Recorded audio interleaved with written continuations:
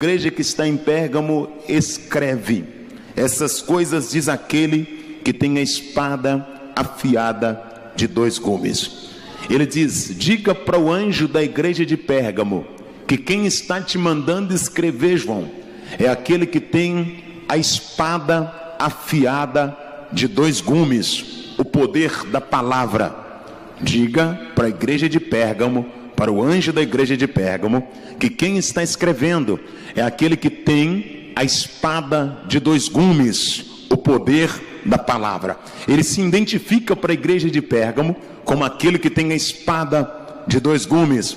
Verso de número 13: conheço o lugar em que habitas. Ele diz: diga também para a igreja de Pérgamo que eu conheço o lugar que ela habita, sei onde ela está situada, sei o lugar geográfico onde ela está lotada, sei no lugar onde ela está edificada. Orienta a igreja de Pérgamo, dizendo a ela que quem lhe escreve é aquele que tem a espada afiada de 2 gumes e que também sabe, conhece o lugar em que ela habita. Verso de número 13: conheço o lugar em que habitas, onde está o trono de Satanás. Quando ele diz para a igreja de Pérgamo que ela está habitando no lugar onde está o trono de Satanás, ele está dizendo onde a igreja de Pérgamo está situada. É uma região que Satanás atua com muita frequência, com muita força. O diabo, ele tem imperado naquela região, mas a igreja de Pérgamo, ela se faz presente ali. Ele está explicando: você se faz presente em um território onde o diabo assentou e onde ele está imperando, onde ele usa com astúcia, ele atua com uma certa veemência, com uma certa precisão. Mas a igreja de Pérgamo estava lotada ali. Conheço o lugar em que habitas, onde está o trono de Satanás, e que conservas o meu nome e não negaste a minha fé. Primeira coisa que ele faz para a igreja de Pérgamo é tecer para ela um elogio. Ele diz: eu sei que você está em um lugar que não é privilegiado, devido ser um lugar que Satanás impera, mas eu sei também que você não nega o meu nome. Independente do lugar que você está, igreja de Pérgamo, você mantém o meu nome, persevera em manter a fidelidade, a fé em meu nome. Ele está dizendo: você está numa região em que o diabo tem atuado com muita força, mas você tem que se comportar como uma igreja que não nega o meu nome. Aleluia, aleluia. Eu tenho uma palavra de Deus para compartilhar contigo aqui essa noite. É um prazer muito grande cooperar aqui debaixo da mão do pastor Sebastião.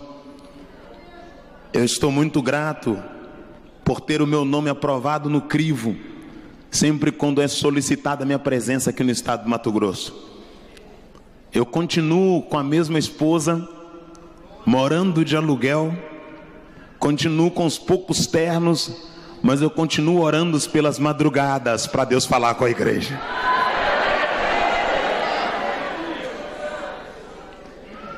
Eu ainda não negocio o meu ministério.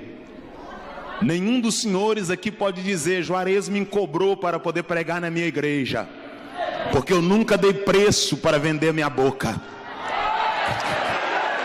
Eu não sou um produto, eu sou um profeta, eu sou uma atalaia.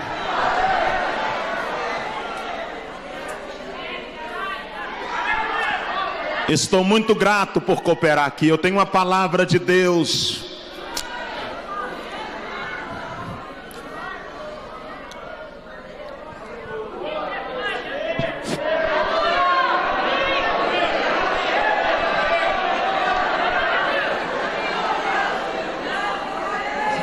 Se o irmão puder colocar um pouquinho de grave no meu som, no meu retorno, eu agradeço. Verso de número 13: conheço o lugar em que habitas. Nessa introdução, Jesus está dizendo para a igreja de Pérgamo: eu conhecer é ter ciência, é ter informação, é ter a faculdade psicológica informada concernente a alguma coisa. Então eu quero que você entenda, antes de pregar aqui essa noite: Deus te conhece. Não tem para onde correr, Ele sabe quem você é. Não adianta tentar disfarçar, Ele sabe quem você é, Ele te conhece. Conheço o lugar em que habitas, que é onde está o trono de Satanás. Trono aqui quer dizer império. Satanás, ele instaurou um trono ali naquela região de Pérgamo, e ele atuava com muita força, com a liberdade muito grande. E o Senhor vai tecer um elogio para a igreja de Pérgamo, dizendo: conheço o lugar em que habitas, onde está o trono de Satanás, e que conservaste o meu nome e não negaste a minha fé. Ainda nos dias de Antipas, minha fiel testemunha, o qual foi morto onde está Satanás. Ele diz: mesmo você sabendo da realidade de Antipas, igreja de Pérgamo, vocês não negaram o meu nome. Mesmo sabendo que Antipas foi morto aí onde vocês estão, vocês não negaram o meu nome, conservaram a fé. Este é o elogio para a igreja de Pérgamo. Agora, qual que é o tratado de Deus com Pérgamo no desenrolar dessa carta? Olha o que o Espírito Santo me iluminou para poder dissertar aqui essa noite. Verso de número 13: conheço o lugar em que habitas, onde está o trono de Satanás, e que conservaste o meu nome e não negaste a minha fé. Ainda nos dias de Antipas, minha fiel testemunha, o qual foi morto entre vós, onde habita Satanás. Tenho todavia contra ti algumas coisas, pois que tens aí alguns que sustentam a doutrina, ou a doutrina de Balaão. Ele olha para a igreja de Pérgamo e diz: eu sei que você conservou a palavra, que não negou meu nome, mas eu tenho contra ti algumas coisas, porque tem aí.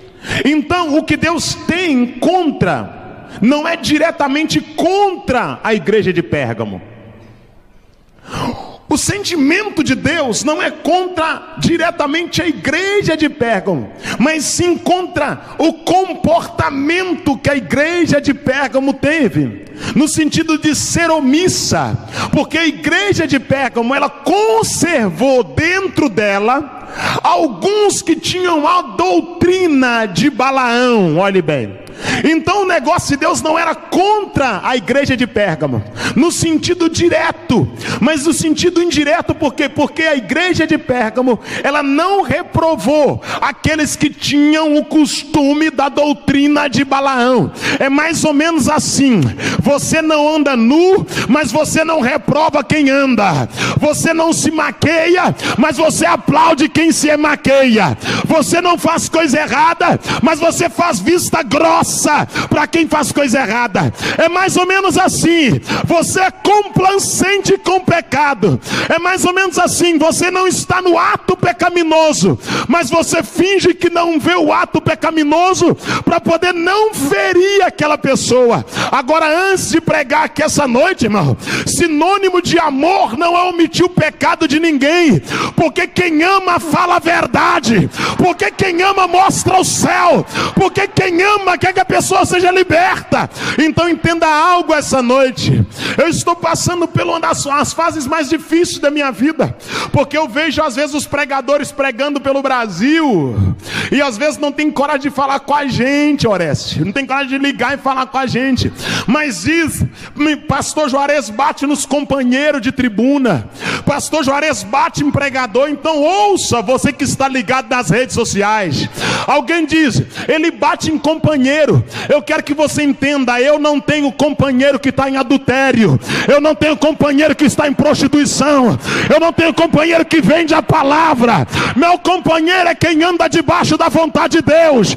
Eu quero que você entenda algo aqui essa noite: o nosso compromisso é com os céus, o nosso compromisso é com a eternidade. Eu quero que você entenda algo aqui essa noite: eu não tenho que fazer vista grossa porque alguém tem uma credencial, eu não tenho que fazer vista grossa porque alguém é empresário, eu não tenho que fazer vista grossa porque alguém tem carro importado. Eu quero que você entenda: os céus é para santo, lavado, redimido pelo sangue do Cordeiro. Pelo sangue do Cordeiro.